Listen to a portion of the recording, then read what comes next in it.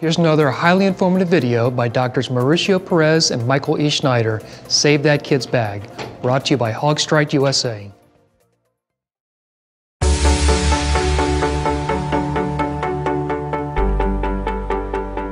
A sublux crystalline lens can create shadow images through the aphakic space, induce massive distortion, and in severe subluxation, cause an aphakic refraction with subsequent loss of accommodation, all of which can lead to potentially lifelong amblyopia. Past traditional treatment has included either simple lens aspiration or postplanar vitrectomy with lensectomy.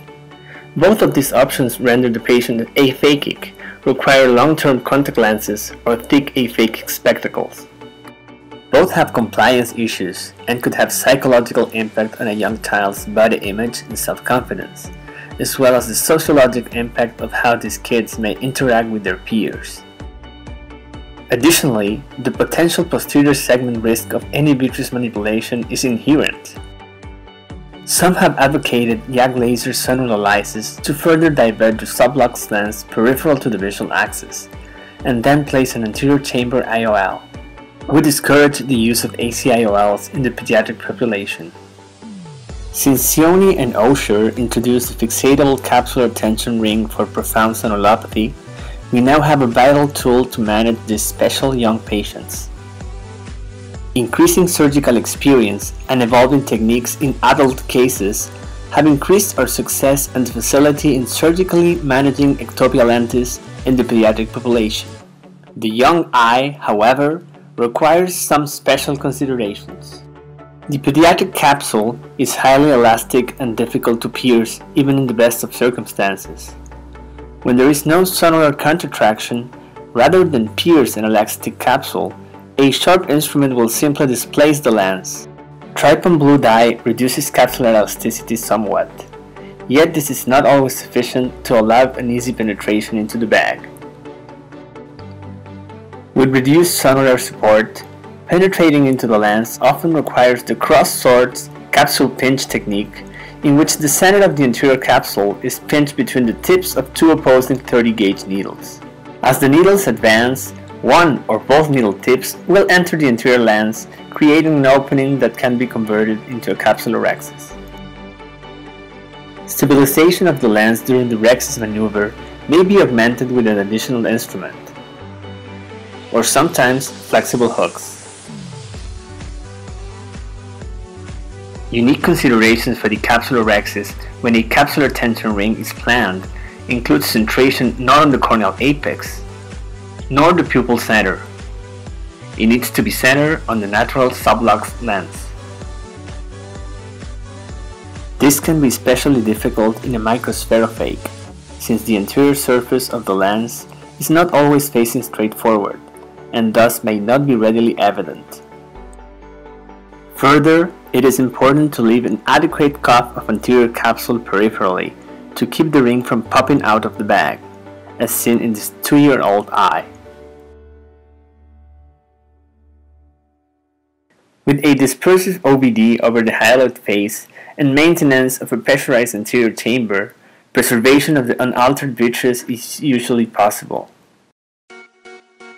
Hydrodissection and dispersive OVD viscodissection permit evacuation of the young, soft lens, usually with irrigation and aspiration alone. Placing the ring into the bag can be indeed challenging. The 1L ring, for example, is quite a bit larger than the pediatric bag, and the tension induced can make keeping the ring in the fornix during the insertion process a special challenge. The advent of the smaller 1G ring improved this somewhat, but in the smallest of eyes, mechanically shrinking the ring to less than its native size can make this step much less frustrating.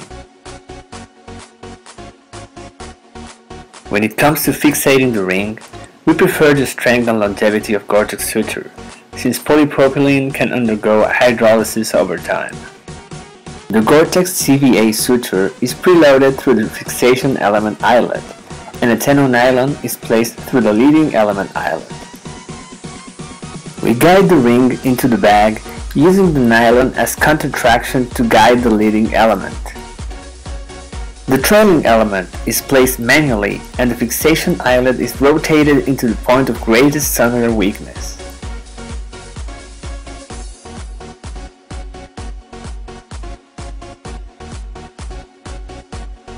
We create two scleral wall openings at the ciliary sulcus with the angle of entry plane to the iris, separated by approximately 3 to 4 millimeters. The suture ends are passively placed into the anterior chamber and retrieved via scleral opening with a 25 gauge microforceps.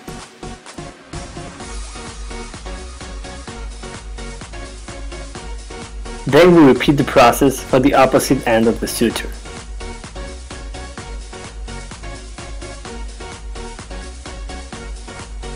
We place a one-piece IOL into the capsular bag and then adjust the suture tension to maximize the implant centration. The knot is then trimmed and tucked internal to the scleral wall.